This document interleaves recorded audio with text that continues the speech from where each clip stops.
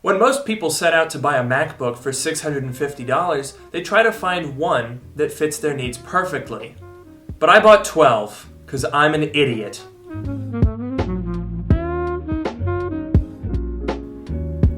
This video was sponsored by Dashlane, the all-in-one app that stores all of your passwords, addresses, and credit card information, and eliminates the boring parts of the internet by making it a one-click autofill experience. So, in this box right in front of me are 12 MacBook Pros that I bought off of eBay, and I really don't know a whole lot about them. Let's take a look at the eBay listing so that we can get an idea of what is actually in front of me. Alright, so here is the eBay listing, and as you can see at the top here, I paid $650 with free shipping for this giant pile of MacBook Pros. There's a couple of pictures, but they don't have a ton of super useful information. They don't look like they're horribly mangled or anything, but really this does not tell us a whole lot. So if we take a look down in the description, there's really not a lot to help us. All we know is 2009 to 2011, various specs, no hard drives. Some have batteries, some don't have batteries, different parts, scratches, dents, broken keyboards and trackpads, cracked displays. We really don't know a whole lot about them. And the product specs, again, not a whole lot of information. Core 2 Duo or Core i5 first gen. Well, that's not exactly true because, you can't buy a 13-inch MacBook Pro with a first-gen i5. But anyway, we really don't know anything about these computers. So, without any further ado, let's crack open this box and have a look. A lot of packing material. Ooh! These are dirty! Alright, so right off the bat, oh man, these are gonna need a lot of cleaning. Oh my gosh. Alright, we're gonna be digging for quite a while here. Honestly though, I'm impressed by the condition so far. Obviously they're desperately in need of cleaning. Ooh, this one feels heavy. This one's probably got a battery in it. And we really don't know. Like, I don't know if I'm going to be able to get any of these working. That's the thing. Alright, down another layer. Ooh, these ones look clean. Look at how clean that looks. Oh, it's missing all the feet on the bottom. You win some, you lose some. Oh, this one might be the cleanest one yet. What the? They've replaced the feet on the bottom with little floor dampeners. I forget what they're called. Man, these actually are in better shape than I would have expected, considering that this entire lot was $650 with free shipping. So that works out at just over, I think it's like $54 and change per computer, which is not bad. There's another one, another one.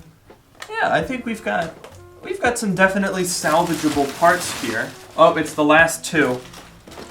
Ooh, this one's definitely the coolest.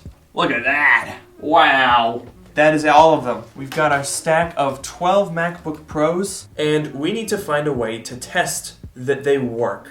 So, what we're going to do to start off is grab MagSafe and plug all of them in, and I'm just going to turn all of them on, or at least try to, and we're going to sort into two piles, ones that post and ones that don't. We have a post. Number 2. Let's see here. Which one is this one? Ooh, we've got all 4 rubber feet on this one. We do not have a battery. This one looks like a does not post. Number 3. This one only has 1 sticker on it. Doesn't seem like we're getting anything.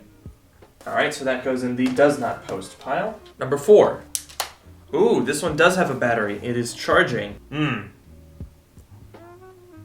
Seems like not a lot. Oh! It's working! Ho-ho! Alright, we have another post. Number 5. Oh, this one's got a big old dent in the side of it. Does not seem hopeful. Oh, again, another one. He was taking his time. Actually, I think I might want to retest the other 2. Oh, turns out I'm a fool. This one did chime, and I'm not getting anything on the screen. So, I'm going to move this to the post pile, but I'm a little bit hesitant. Certainly 3, possibly 4 for 5 right now. Let's go on to number 6. I have to refamiliarize myself with the different battery codes and the LED status codes on these guys. I'm not getting any lights, not hearing any sounds. I think this one goes in the does not post pile. Number 7. We are now more than halfway there. This one looks like it's in pretty good condition. Oh, this is the one with the furniture pad feet. They're pretty effective. That was quick thinking there. Let's see if it works. Oh, I heard something. The one chime. Also, there is a CD in the CD drive. I heard it spinning up. I'm actually going to make a third pile right over here for further examination. Number 8.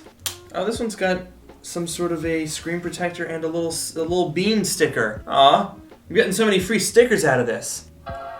And I'm also getting a working, well, a posting computer, so how about that? Let's see. This one, what is this, 9? 6, 7, 8, 9. Yes, 9. We're on computer number 9 now, and I haven't seen any cracked glass. I haven't seen any cracked trackpads. That's not too shabby. Number 10. We are in the home stretch now. Let's see if number 10... Oh, I've got another free sticker. Making some fun noises there. Do we get power, though? We do get power. To the post pile with you, my friend. And now we're getting... Oh, the dirty ones. Another 1 beep code. Actually, I'm going to put this in the examination pile. This is it. This is the last one, number 12. Right, well, we're not really going out with a bang, I guess. More of a fizzle, because it's not turning on. I lied. So, that one took a while. That was like a good 30 seconds before that one turned on. But in fact, it did. So, let's do a final tally. So, these are ones that turned on, screen showed up, seems normal. 1, 2, 3, 4, 5, 6, 7. So, more than half of them, actually. Then we have these 2 that showed some signs of life, but weren't quite up to the task of working. And then there are 3 that just didn't do anything at all. And so I began unpacking and investigating the pile of MacBooks to see which worked and try to fix the ones that didn't. So this computer legit just does not have any RAM installed. What I've done is I've taken this computer, which did in fact boot, which means that that RAM is good. Therefore, if we put the RAM into this computer, it should boot up without any problems, if in fact the lack of RAM was the issue and there's nothing else going on here. And sure enough, there we go. So now this computer works and we can put it in the post pile. I've actually put an SSD in this MacBook and we're gonna try and actually get an OS installed. Oh yeah, I forgot. This guy has some sort of a disk installed. Let's see what's actually in here.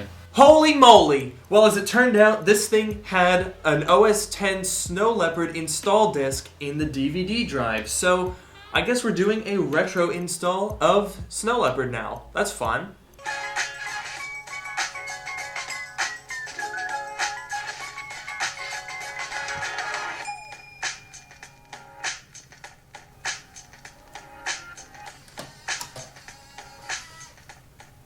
Would you look at that?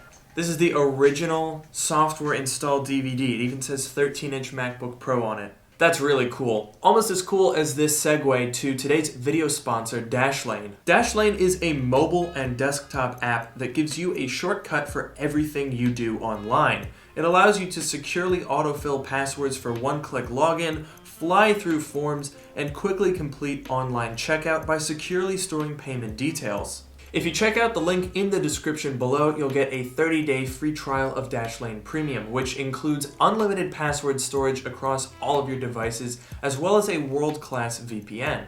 After that trial ends, you'll switch over to the free version of Dashlane with no obligation to purchase. The free version allows you to manage up to 50 passwords on one device and does not include the VPN. Or if you'd like to continue with Dashlane Premium, you can use coupon code LukeMiani to get 10% off a Dashlane Premium membership. Definitely consider purchasing Dashlane. It helps the channel a lot and it allows me to do these really cool projects. So big thanks to them for sponsoring. Big thanks to you guys for checking that out. And now back to the video. After a bit of fiddling around, I decided to take a look at the computer that chimed but wasn't able to display properly. So the goal is to determine whether the display is bad or whether it's actually the GPU or the display connector on the board, in which case there's not a whole lot I can do about it.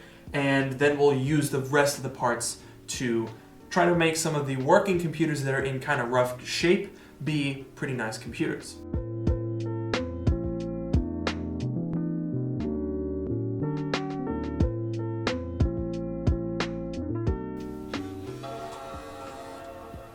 And looky here, looks like we have a display. And so, with the success under my belt, I kept at it, continuing to the next day when I decided to try a logic board swap. So I've got this guy, the sticker boy, which is in pretty rough shape. The bottom case is scratched like crazy, but this is one of the 2010s. So what I'm gonna do is swap it into this casing. Now this computer is dead, it doesn't boot. However, it's in really decent condition. So we're gonna swap the crappy 2010 that works into the good 2010 that doesn't. And I also have the best of the batteries. There's a couple of original batteries that do still work. This one has like 100 cycles and is showing up as normal condition, so I'm gonna put this in and we'll make the best of this lot.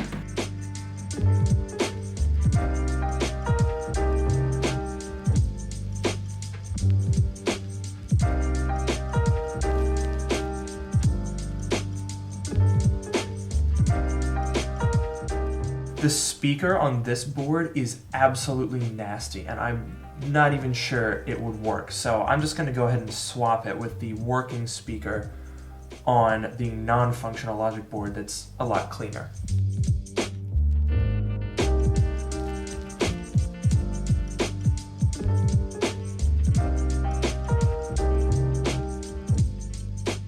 After hours and hours and hours of tinkering and working away on these laptops, I got into a rhythm and started getting the best of the parts assembled into some fully functional MacBook Pros.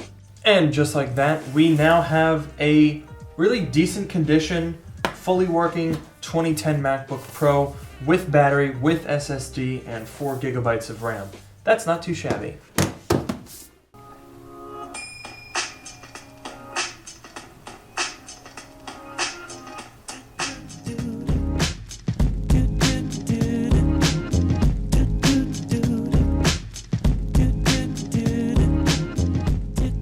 I went through a lot of internet recovery screens and quite a few Snow Leopard startup videos, but I was making real progress. I took inventory of parts, 6 working batteries, 11 of 12 working displays, and only 1 or 2 dead trackpads. This was shaping up to be far more successful than I ever imagined it would be. Oh man, I love that. I wish they would bring that back to macOS. Oh, it's so good. And so here I stand with my final haul as it stands now. Now, to be clear, I'm not fully done working on these computers. I could keep working on these indefinitely until the end of time. But for now, this is where things stand. I've got 6 of these MacBooks fully working. That means they've got SSDs, they've got batteries, they've got RAM, and quite frankly, I was not expecting that. I was expecting 2 or 3 MacBooks with a few that were on the fence and weren't fully functional, but this definitely turned out well. So what are the specs of the ones I was able to get working? Well, these guys and this one over here are 2010s. They're running High Sierra. They all have 120 gig SSDs, 4 gigabytes of RAM, and batteries that hold charges. These 2 hold them the best. This guy's a little bit weak. And then the remaining 3 are 2009s that are at this point running Snow Leopard, and I will be updating them to El Capitan, which is the most recent operating system that they can support. They also have 120 gig SSDs and 4 gigabytes of RAM.